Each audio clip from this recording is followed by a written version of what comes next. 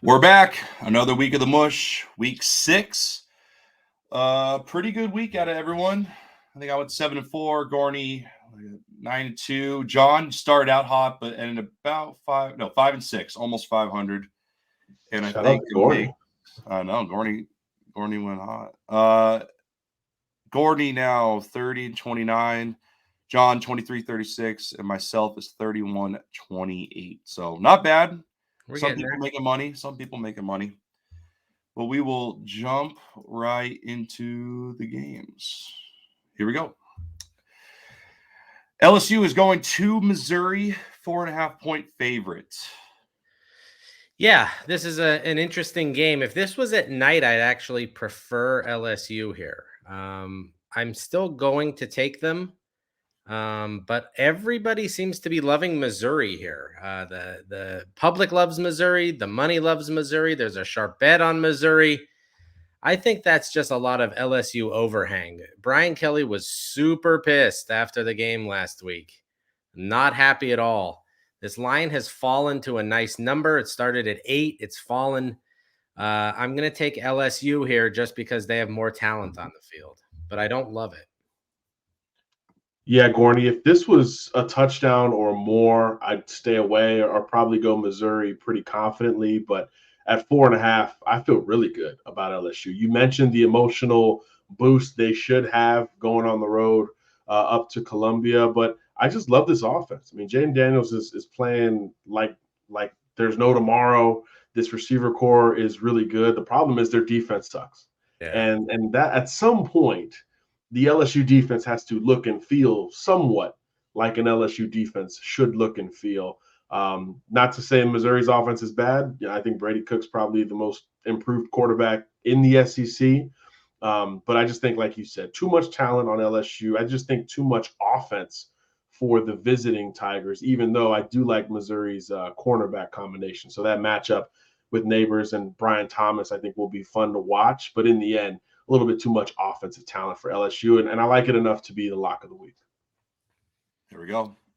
John's lock. I'm going to go LSU here as well. I mean, I thought they're in a lot of the games that they lost. The record doesn't really show how the team is. I know I wasn't the biggest LSU fan going into the season, but Missouri, I think they're 5-0, and they really haven't played too much. I think they beat Kansas State, who was 15, but I just don't think they're ready for LSU. And they had a pretty tough schedule going into this game, and like you guys said, the talent and everything, I think, will overwhelm it, and they'll definitely cover that 4.5. So give me the Tigers. Maryland is going to Ohio State. Big line here, 19.5. Yeah, this reeks of Ohio State blowout time. So I actually like the over in this game. The last 5 times they've played, it's been over. So the number can't be high enough here. Maryland might be a pretty decent football team, but this just reeks of Ohio State comes out and blows them out. Now, if Ohio State's offense can score that quickly, I'm not entirely sure. But Maryland, I don't want to say is a fraud, but let me rail off the 5 wins that they have so far.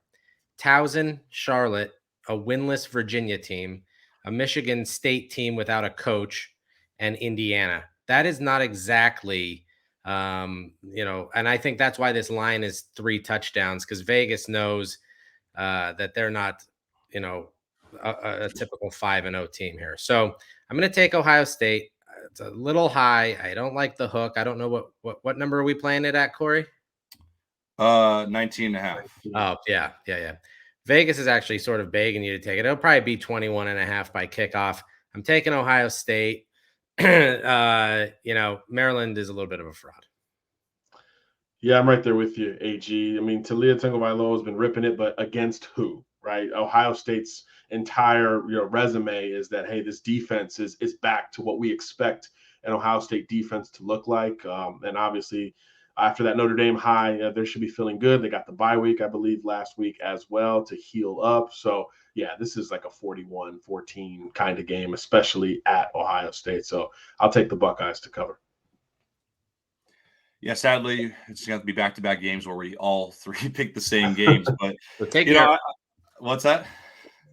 So the public should take Maryland here. Yeah. Exactly. We all agree. Yeah, I like what's the, to his brothers hasn't been throwing. I can't remember. I don't want to mess up his name. Liam.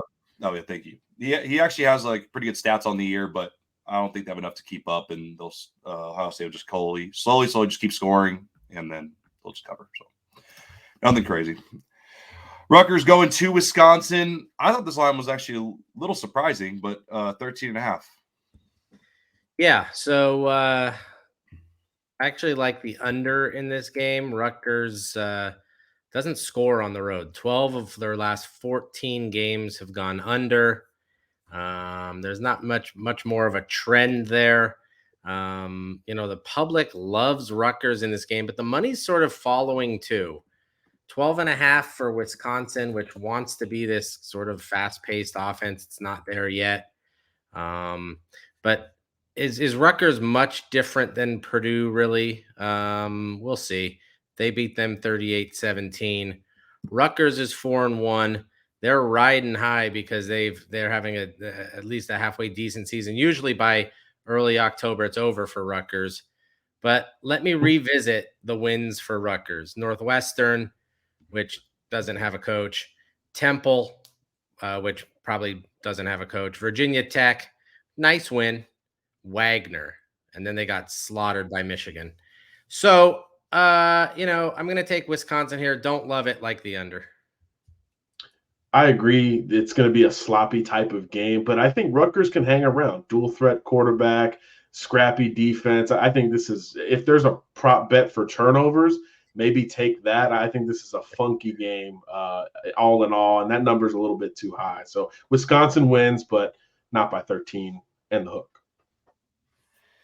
Yeah, Gorney, I was with you when I saw these two. My first thought was like, this is gonna be a low-scoring game. And then I saw the line was like, I think 44.5. But I'm gonna take Wisconsin here. They have enough veterans and enough play, and I did want to take Rutgers, but in the end, I'll just take the home team. The crowd will be roaring, and I don't love the line, but I think Wisconsin's a decent enough football team to. But that 13.5 scares me, but I think it's good enough. It's good enough. All right, probably the biggest matchup of the week is famous rivalry. Oklahoma going to Texas. Texas gets 6.5. Yeah, this is going to be a pretty interesting matchup here because both teams are actually pretty good. This isn't one of those years where one team is good, but it's always sort of a weird game because it's a rivalry. Oklahoma's 5-0 against the spread last 5 games. 5-0, Texas is 5-0 straight up in its last 5 games. The under has gone 5 of the last 6 times in Texas games. So Vegas is kind of pushing these overs. I'm going to take Texas here, and here's why. I think they're just the better football team. They're more well-rounded. They're more trustworthy at quarterback. They can run the ball better. I think 6 is a scary number in a 41-38, 42-38 kind of game. But I'm going to take it. I think Texas might be the second best team in the country. And they're not going to run it up on Oklahoma because Oklahoma can play. This game's always a little quirky, but I'm going to take the Longhorns.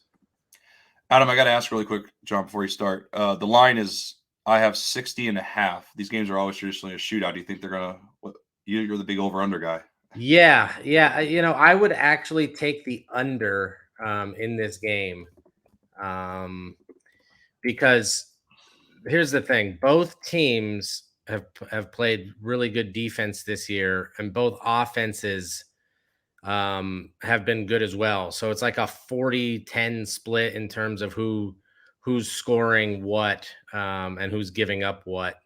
I tend to lean. This game at times has gotten where it's gone back and forth in like big time shootouts, especially recently. 49-0 last year. Let's take that off the board because that was just weird. Before that, it was 55-48, 53-45 and 4 OTs. And then, one game that would have went under at 51, but then 39-27, 48-45. Oklahoma has won 4 of the last 5, 7 of the last 8, whatever it would be. But I would actually take the under and Texas in this game. I see sort of a 35-24 kind of game. Like you said, AG, these defenses have both been as consistent as any in the country this year. So them matching up will be fascinating to see. The difference for me is Texas is tested. Obviously, Alabama itself was its own test, but I think coming off of that high, defending home turf against some pretty good teams, including Wyoming at one point, I think said a lot. And I thought last week at Kansas, I had the Jayhawks keeping that thing close, and I ate some crow there to keep it in the bird family. So I like Texas. I just think they're more tested. 6.5 is a big number, but I don't think Oklahoma has shown it against that type of opponent just yet. Although, of course, for them, this is the we're back game as opposed to Texas, which has already had it. So that emotional part worries me a little bit, but I like Texas because of its path to get to this point. Yeah, my Joe take, I mean, it's not a real home game. They play at the State Fair, right? This is the famous. And my first thought is this could be a field goal. So if that's my take, I'm going to have to go Oklahoma here. It's going to be neck and neck. Oklahoma's going to have to fight back. Texas is going to have to fight back. It's going to be a big battle, and it's going to come down to a field goal, at least a 3-point game in the end. So with that, give me the Sooners. We move on. Purdue going to Iowa -2.5. From the exciting Texas-Oklahoma game to this thriller. You're welcome. What is the over-under in this game? I do wonder. 7. I might think. I got 38.5. 38.5, huh? With not very high. With Iowa's quarterback out. With Iowa's quarterback out, and they're not exactly an offensive juggernaut to start. I'm going to take Purdue here. I don't love the pick. I don't like this Purdue football team. They seem to collapse late in games sometimes. Look at Fresno State. Look at Syracuse. They couldn't stop Garrett Schrader from looking like Reggie Bush out there. So I'm not thrilled with this pick, but there is a trend here. Purdue 5-1 the last 6 games against the spread against Iowa. 5-0 the last times on the road against Iowa. So Purdue is not afraid to go in there and win games or to keep it close. This is under a field goal. So you're basically picking Purdue to win this game, which I'm not thrilled at. I would love to see how big those lines were the last 5 or 6 times they've played. There's also a sharp bet on Purdue. I would absolutely 100% not bet this game. But if I did, I would take Purdue. Yeah, this is a scary one in a lot of ways. Obviously, Iowa down its QB1. The defense still plays like an Iowa defense. The problem is Purdue's got a lot of Jekyll and Hyde to them, like you said, AG. Hudson Card has looked great at times, poor at other times.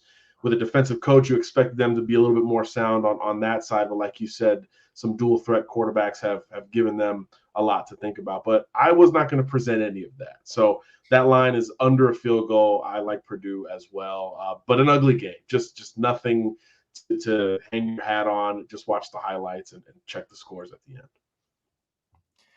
Yeah, it seems like once or twice a year when we're all watching the games, they have the highlight, and it's Iowa's like 7-0 at half. It's like that real boring game, but the crowd's still roaring.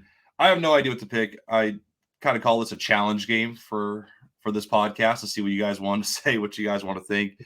But I guess I'll go Purdue here. I think Iowa's backup quarterback is like a West Coast guy, Gorney. I've seen a couple times. I think he's the one that made the famous throw to cover the spread a couple weeks ago. But Hudson Card and the veterans and give me Purdue. But like everyone said, stay away from this game.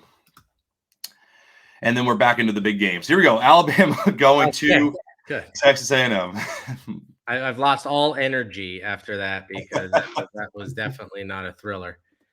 Alabama A&M. Okay, let's look at this game. Now, you say, okay, Alabama's back. They went to Mississippi State last weekend, put a big number on them, shut them out defensively, all of those nice things.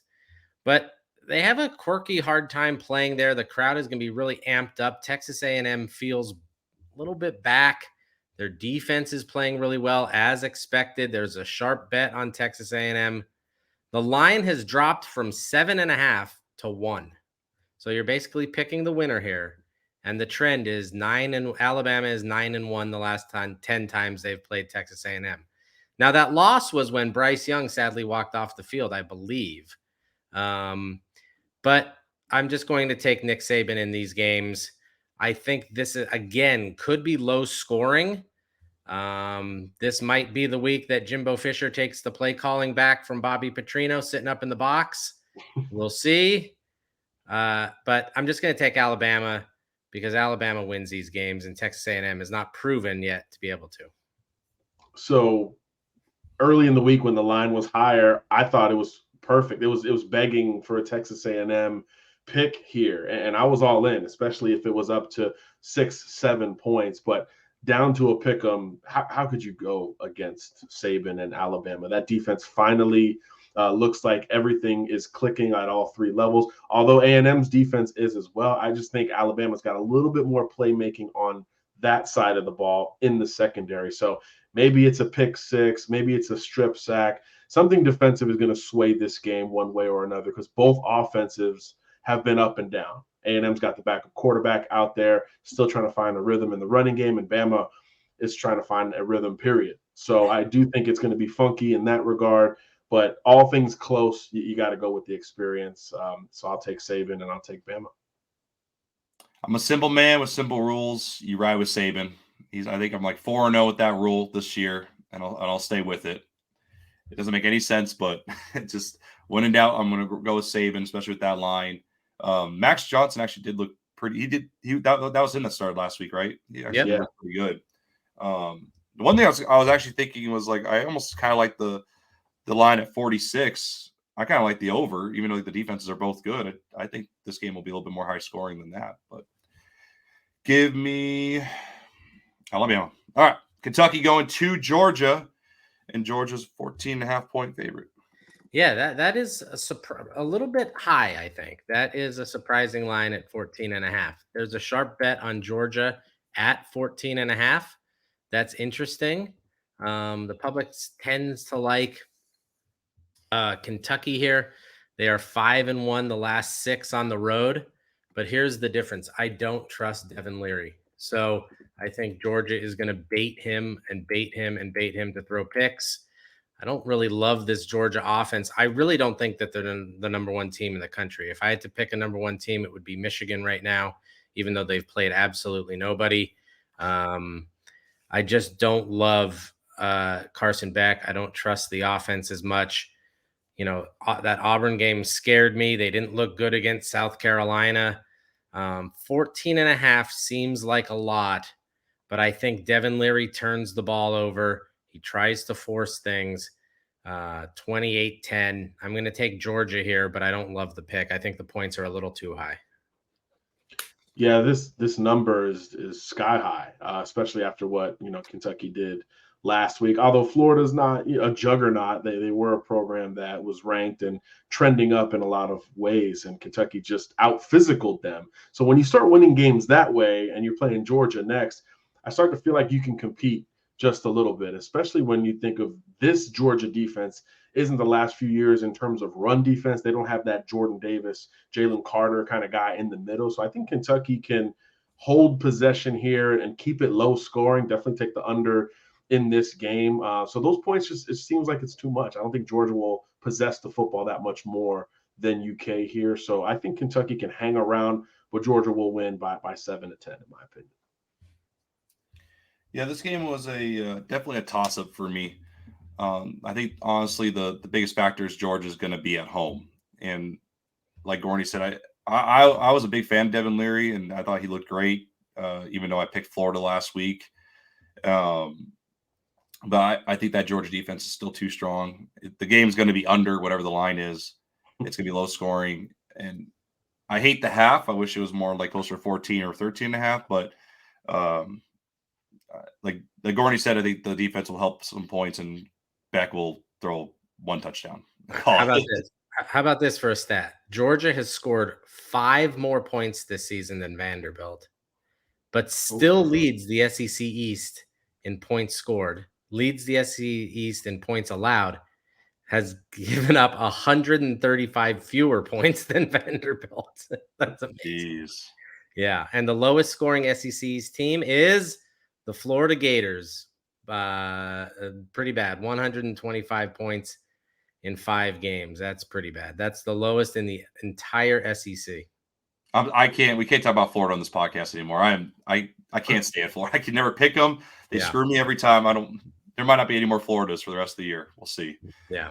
All right. Notre Dame going to Louisville, and Notre Dame 6.5.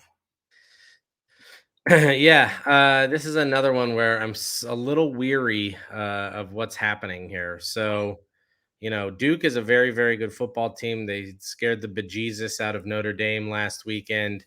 Had many opportunities to win that game. Notre Dame kind of came out very lucky in that game. Sharp bet on Louisville, even though the public is hammering Notre Dame, hammering them 92%. So I'm going to take Louisville at home here. I think they can score points. I think they're actually a pretty decent football team.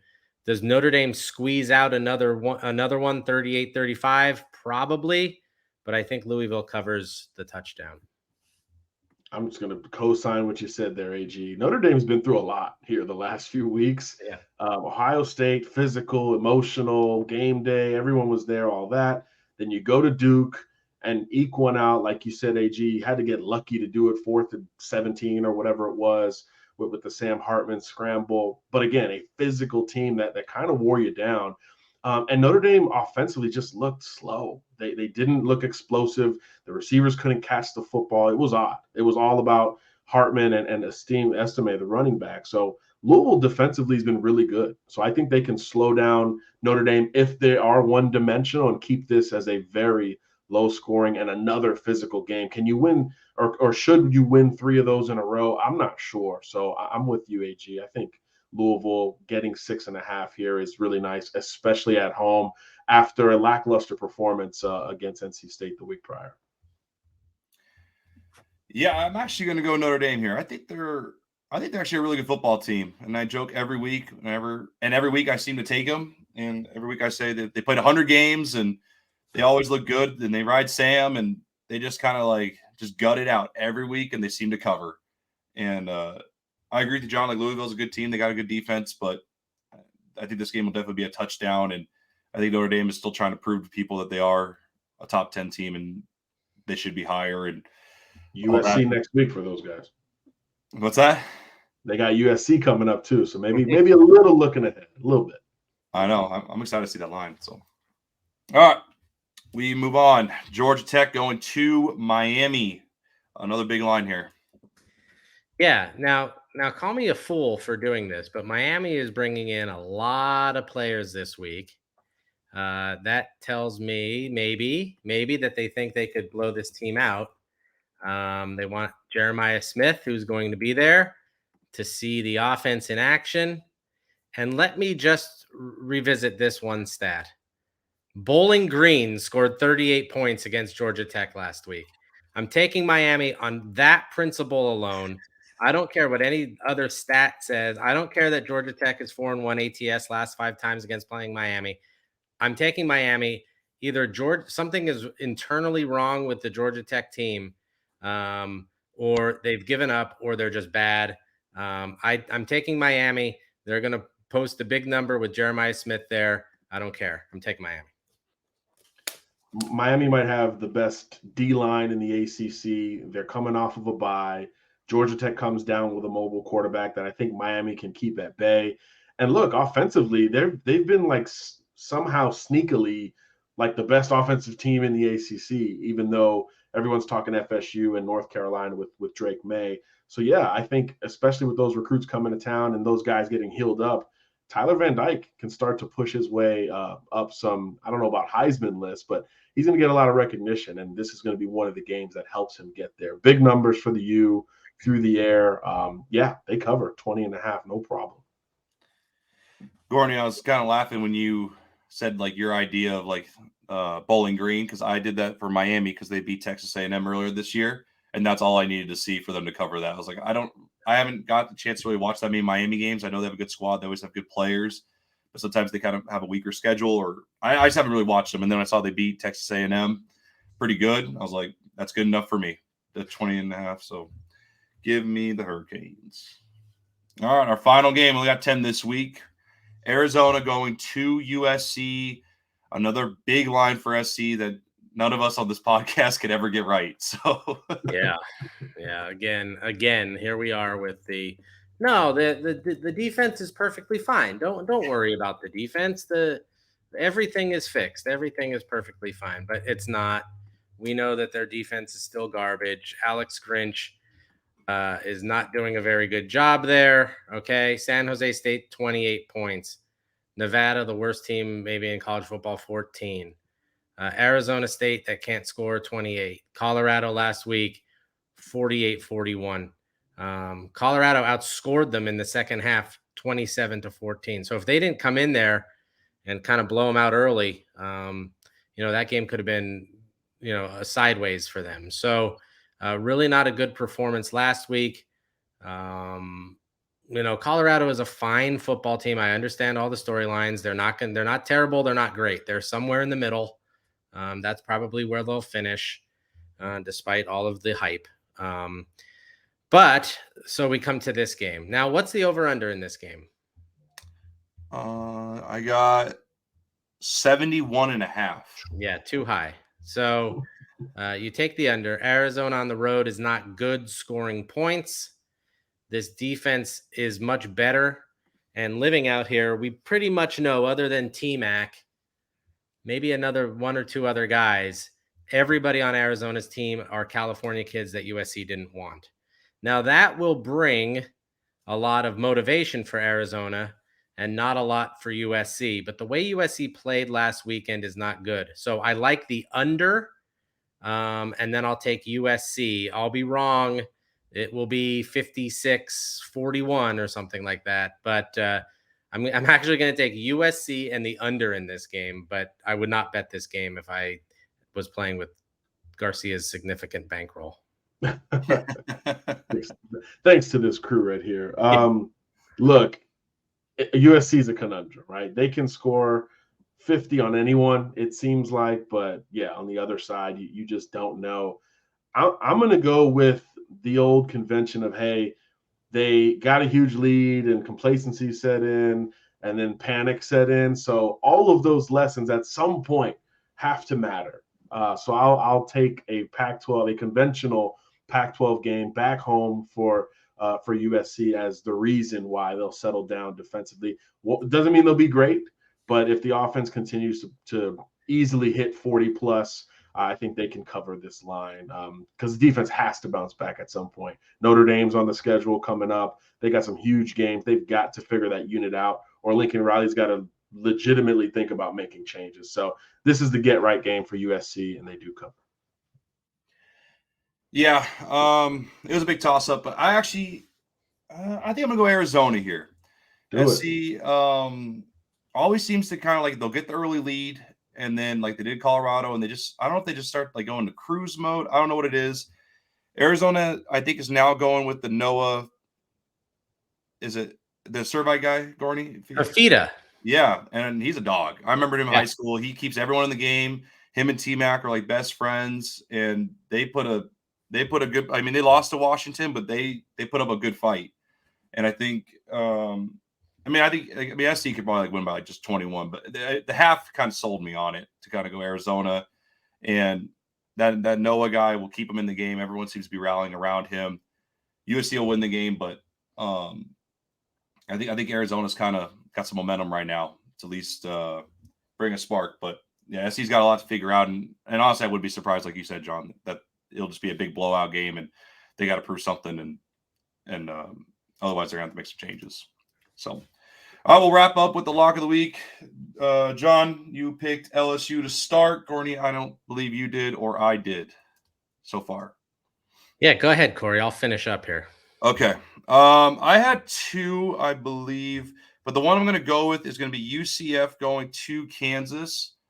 They burned me last week. I don't think the quarterback's going to be back this week. I'll kind of ride it on that. It's UCF has to give up a point, which I don't love, but Kansas just did not look very good last week. They look lost without their leader at quarterback. So I'll ride with the Knights here, even though I don't love that record or love that team. But yeah, I'll never bet UCF again after what happened. That was the embarrassment of all embarrassments. I mean, that was so bad That was terrible. I want to review this just for the watcher, the people that didn't tune into UCF Baylor. The score was 35-10 at the end of the third quarter. And Baylor has no offense. They are terrible on offense.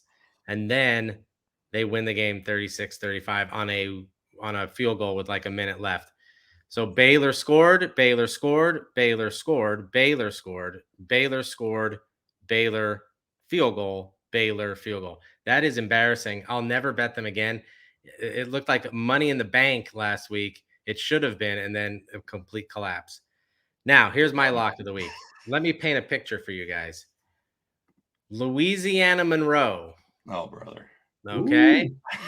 Louisiana Warhawks. Monroe plays App State last week. Biggest game in Monroe football history. Temperature is 89 degrees. Northeast winds at 8 miles an hour. The weather is clear. Okay. They are leading this game going to the fourth quarter. They hold App State to a field goal. They can't do anything else on offense. App State hits a 43-yard field goal in front of 3,500 fans. No, actually the attendance was 19,000. That's pitiful. A walk-off field goal, 54-yarder to win the game. Okay? Now, South Alabama loses to James Madison last weekend in Harrisonburg, Virginia, and now has to go to Louisiana Monroe. The Sharps are on South Alabama. The money's on South Alabama.